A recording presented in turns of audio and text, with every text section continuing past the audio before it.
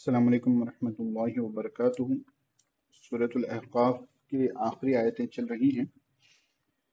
پچھلے سبق میں ہم نے تیسرے رکوع کی چند آیتیں دیکھی تھیں، جس میں اللہ رب العزت نے فرمایا کہ ومن جو نبی کی دعوت کو قبول کریں گے تو وہ ایمان لائیں گے ان پر، تو ان کے گناہ بخش دیے جائیں گے، ان کو دردناک عذاب سے بچا لیا جائے گا۔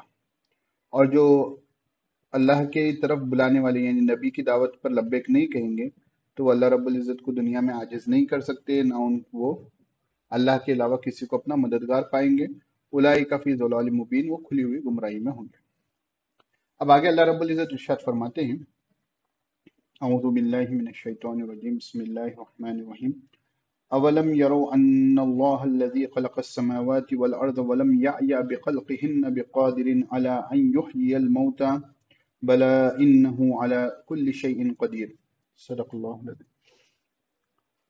اب پیچھے تو جنات کے ذریعے گفتگو چلی تھی نا، کہ جن کا ایک گروہ آیا تھا، ان لوگوں نے یہ باتیں کہیں۔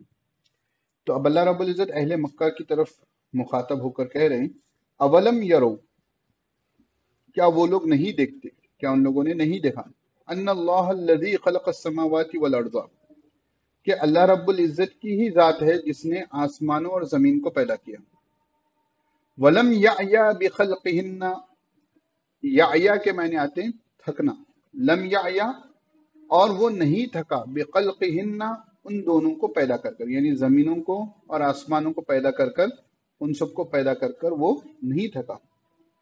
تو کیا وہ لوگ نہیں دیکھتے کہ اللہ رب العزت جو آسمان اور زمینوں کو پیدا کرنے والے ہیں اور ان کو پیدا کر کر وہ تھکا نہیں، بِقَادِرٍ عَلَىٰ أَن يُحْيِيَ الْمَوْتَىٰ، کہ وہ اس بات پر قادر ہو کر مرنے والوں کو زندہ کر دیں، مردے کو دوبارہ زندہ کر دیں۔ اب مشرکین مکہ تو یہی سمجھتے تھے نا، جتنے کفار ہیں آج بھی یہی سمجھتے ہیں کہ مرنے کے بعد پھر دوبارہ کیسے زندہ ہوں گے۔ ٹھیک ہے، جب مر کر ہم ریزہ ریزہ ہو جائیں گے، جیسا پارے 30 میں بھی پارے 29 میں بھی اس کا ذکر آپ کو ملا۔ تو اللہ رب العزت یہاں پر اس سوال کے ذریعے جواب دے رہے ہیں کہ اللہ رب العزت کی ذات وہ ذات ہے جس نے ساتوں آسمان ساتوں زمین کو پیدا کیا، ان کے درمیان جتنی مخلوقات ہیں ان کو پیدا کیا، اور ان کے پیدا کرنے سے اللہ رب العزت کو تھکاوٹ نہیں ہوئی۔ تو کیا وہ ذات، اتنی عظیم ذات، کیا اس بات پر قادر نہیں کہ مردے کو زندہ کر دے؟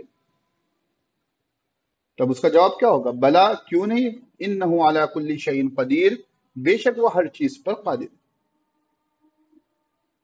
تو یہ یعنی یہاں پر ان کے اس اعتراض کا کہ مرنے کے بعد ہم کیسے زندہ ہوں گے، ہم تو مل کر مٹی ہو جائیں گے، تو کیسے زندہ ہوں گے؟ تو جو ذات پہلی مرتبہ پیدا کرنے پر قادر ہے، جو ذات اتنے بلند آسمانوں کو پیدا کرنے پر قادر ہے، جو ذات اتنی زمینوں کو پیدا کرنے پر قادر ہے، تو مرنے کے بعد انسان کو پھر سے دوبارہ زندہ کرنا اس ذات سے بعید نہیں ہے۔ کیوں؟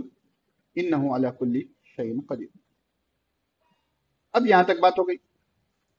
اب پھر قیامت کے دن کا ذکر آ رہا ہے، وَيَوْمَ يُعْرَضُ الَّذِينَ كَفَرُوا عَلَى النَّارِ، اور اس دن جس دن کافروں کو جہنم پر پیش کیا جائے گا، یعنی قیامت کے دن جب جہنم پر پیش کیا جائے گا، جیسا کہ سورہ ملک میں بھی ہے نا، کہ کیا تم کو اس سے ڈرایا نہیں گیا تھا؟ وہ کہیں گے کہ بلا، ہاں ہمیں ڈرایا گیا تھا لیکن ہم نے تکذیب کر دی۔ تو جب ان سے پوچھا جائے گا الیس ھذا بالحق، اب دیکھو جہنم کا انکار کرتے تھے، دوبارہ زندگی کا انکار کرتے تھے، قیامت کا انکار کرتے تھے، الیس ھذا بالحق، کیا دیکھو قرآن مطلب کہ مرنے کے بعد کی دوبارہ زندگی، حساب و کتاب، عذاب، یہ کیا حق نہیں ہے؟ اب تو آنکھوں سے دیکھ رہے ہیں۔ قالوا بلا وربنا، وہ لوگ کہیں گے بالکل، کیوں نہیں، وربنا، اور خدا کی قسم، یعنی صحیح میں یہ حق ہے۔ قال فذوقوا العذاب بما کنتم تکفرون، اب ان سے کہا جائے گا، کہیں گے فذوقوا، تو تم لوگ چکھو، العذاب، عذاب کو، بما کنتم تکفرون، کس چیز کے بدلے؟ جو تم انکار کرتے تھے، کفر کرتے تھے، کہ تم ان باتوں کا انکار کرتے تھے۔ اب کیا کرو؟ اب تو حق ہے نا، اب تو اقرار کر رہے ہو، اب قیامت کے دن اقرار کر کے کیا فائدہ؟ تو اب ان کا مزہ چکھو۔ پھر یہاں اللہ کے رسول صلی اللہ علیہ وسلم کو آخری آیت میں دلاسا دیا جا رہا ہے، کہہ رہے ہیں اللہ رب العزت فرمائے فَاصْبِرْ كَمَا صَبَرَ أُولُو الْعَزْمِ مِنَ الرُّسُلِ، تو آپ صبر کریں جیسے رسولوں میں سے اولو العزم रसूल ने सब्र किया था। उलुल अज़्म यानी अज़्म वाले, कुव्वत इरादा वाले। वला तस्तअजिल लहुम, इनके लिए आप जल्दबाजी ना करें, यानी कुफ्फार के ऊपर अजाब आ जाए, ठीक है ना, ये लोग बात नहीं मान रही, इस सिलसिले में आप जल्दी ना करें। कअन्नहुम यौम यरौना मा युअदून लम यल्बसू इल्ला साअतम मिन नहार। कअन्नहुम, अब अल्लाह रब्बुल इज्जत हुजूर को जो है दिलासा देते हुए कह रहे हैं कि जब यौम यरौना मा युअदूना, जिस चीज का उनसे वादा किया गया है यानी कयामत का, जब उस चीज को वो लोग देख लेंगे तो गोया के वो समझेंगे, कान्ना हम गोया के वो समझेंगे, लम यलबसू के उन्होंने दुनिया में नहीं गुजारा, इल्ला साअतम मिनन नहारी, मगर दिन का कुछ हिस्सा। जैसे सूर्य नाजियात में भी है ना कि कयामत के दिन वो कहेंगे कि इल्ला अशियतन औ दुहाहा, कि हमने जो है रात का कुछ हिस्सा गुजारा या दिन का कुछ हिस्सा गुजारा। आमतौर पर क्या होता है कि जब बंदा आजमाइशों से गुजरता है, कठिन मराहिल से गुजरता है, तो उससे पहले की आराइश वाली जिंदगी उसको बिल्कुल छोटी नजर आती है और ये तकलीफ वाली जिंदगी बहुत बड़ी नजर आती है। तो कयामत के दिन जब वो अजाब में जाएगा, कयामत की पूरी मंजर कशी होगी, अब जहन्नम के पास आ जाएगा, तो उससे वो समझेगा कि जो है कि दुनिया में तो मैं बस कुछ देर रहा हूं। परसों बोलते ना हम लोग हैदराबाद में कि बात चीजों में ना अच्छे दिन जो है बिल्कुल जल्दी से गुजर के समझते हैं, हालांकि वो भी लंबे गुजरते हैं, लेकिन इंसान को अच्छे दिन, राहत के अय्याम याद नहीं रहते, तकलीफ के अय्याम जो है बहुत बड़े दिखते हैं कि क्या हो गया, वक्त नहीं गुजर रहा। तो जब भी वक्त ऐसे ही गुजर रहा था, अभी भी वक्त ऐसे ही गुजर रहा था, लेकिन जब इंसान टेंशन में होगा, हालात में होगा, तकालीफ में होगा, तो वो वक्त उसको ज्यादा नजर आता है। तो यहाँ अल्लाह रब्बुल इज्जत फरमाए कअन्नहुम, गोया के वो समझेंगे, यौम यरौना मा युअदूना, जिस चीज का उनसे वादा किया गया था जब उसको देखेंगे, यानी कयामत को देखेंगे, जहन्नम के अजाब को देखेंगे, तो क्या समझेंगे, लम यलबसू, उन्होंने नहीं गुजारा, इल्ला साअतम मिन नहार, मगर दिन का कुछ हिस्सा। बलागुन, ये पहुंचाना है, बलागुन ये पहुंचाना है, यानी यही बात जो है इन तक पहुंचानी है। फहल युहलकु इल्लल कौमुल फासिकून, तो अजाब हलाक नहीं होगी मगर गुनहगार कौम, तो हलाक नहीं होगी मगर फासिक कौम। ठीक है, यहां पर अब दो बातें समझने की है।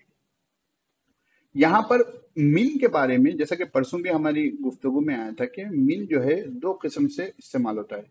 एक मिन होता है बयानिया, एक मिन होता है तबईजिया।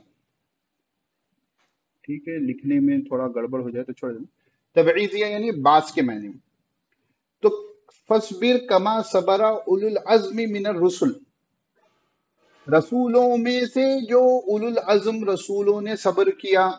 अगर मिन को तबईजिया लेंगे तो यहाँ मुराद होगी कि जितने रसूल भेजे गए थे उनमें से चंद रसूल जो थे वो उलुल अज़्म वाले थे, और वो उलुल अज़्म वालों की तरह आप सब्र करें, यानी पूरे रसूल वो कैटेगरी के नहीं थे। तो जो मुफस्सिरीन इसको मिन तबईजिया मानते हैं, यानी बास के मायने में लेते हैं, तो वो कहते हैं कि यहाँ पर उलुल अज़्म की रसूलों की एक कैटेगरी है जिसमें हजरत नूह अलैहिस्सलाम, हजरत इब्राहिम अलैहिस्सलाम, हजरत मूसा अलैहिस्सलाम, हजरत ईसा अलैहिस्सलाम और खातिमुल अंबिया हजरत मोहम्मद मुस्तफ़ा सल्लल्लाहु अलैहि वसल्लम शामिल है। यानी गोया कि ये पांच हैं, नूह अलैहिस्सलाम, इब्राहिम अलैहिस्सलाम, मूसा अलैहिस्सलाम, ईसा अलैहिस्सलाम और हुजूर अक़दस सल्लल्लाहु अलैहि वसल्लम, ये पांच उलुल अज़्म में से हैं। ठीक है, एक तफसीर तो ये है, और दूसरी तफसीर ये है कि ये मिन बयानिया है। बयानिया यानी पिछली बात की वजाहत, यानी जैसा करते ना, तो फसबिर कमा सबरा उलुल अज़्मी मिनर रसूल, तो आप सब्र कीजिए जैसे उलुल अज़्म रसूल सब्र करते हैं। तो ये मीन क्या है, बस उलुल अज़्म की वजाहत के लिए आ गया। यहाँ पर उनमें से रसूलों में से कुछ कुछ नबियों को, कुछ रसूलों को कैटेगराइज नहीं करना है। तो जो मिन को बयानिया मानते हैं तो वो कहते हैं कि तमाम रसूल जिन्हें शरीयत दी गई थी वो उलुल अज़्म हैं, यहाँ पर मिन जो है ये बयानिया के तौर पर है। तो दोनों भी राय हैं, तो दोनों भी राय, तो जो है कि ये नाम जो मैंने जिक्र किए हैं तफसीर इब्ने कसीर में वो नाम हैं, और भी दूसरे नबियों के रसूलों के नाम दिए गए हैं, लेकिन इसको इमाम इब्ने कसीर रहमतुल्लाह अलैह ने इन नामों को जिक्र किया है और इख्तियार किया है।